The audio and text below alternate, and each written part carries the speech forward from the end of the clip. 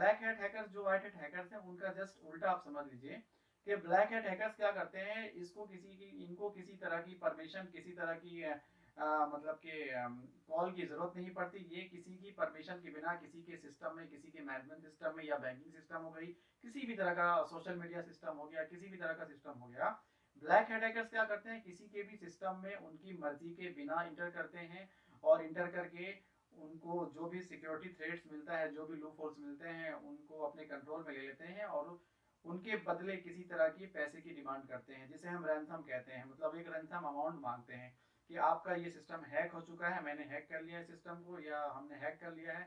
जो ऑर्गेनाइजेशन होती हैं या इंडिपेंडेंट हुआ तो वो अकेले ही डिमांड करेंगे। सो वो बताते हैं कि हमने आपके सिस्टम को हैक कर लिया है और आपका सिस्टम हमारे कंट्रोल में है। अगर किसी तरह के नुकसान से आप बचना चाहते हैं या नुकसान डेटा का नहीं चाहते हैं तो हमें इतने पैसे दें, और इतना जो भी डिमांड होता है वो अपना डिमांड करते हैं उनसे। सो गाइस, ये ब्लैक हैट हैकर जो होते हैं ये डेटा को नुकसान भी पहुंचा देते हैं बहुत बार ब्लैक हैट हैकर्स क्या करते हैं कि किसी तरह के पैसे लेने के बाद भी उनके डेटा को नुकसान पहुंचा देते हैं, अब बहुत बार पैसे लेके छोड़ देते हैं वो। तो ये होते हैं ब्लैक हैट हैकर्स। इन्होंने दो तरीके के काम किए, दोनों गलत किए। जैसा कि सबसे पहले एक तो किसी के सिस्टम में भी उनके बिना परमिशन के, बिना मर्जी के, बिना ऑथेंटिकेशन के उन्होंने इंटर किया। दूसरा, उनके बदले जो भी उनको कंट्रोल मिला उनके सिस्टम पे, वो कंट्रोल छोड़ने के लिए या नुकसान वो मतलब कि ना करे इसके लिए वो किसी तरह के पैसे की डिमांड करते हैं।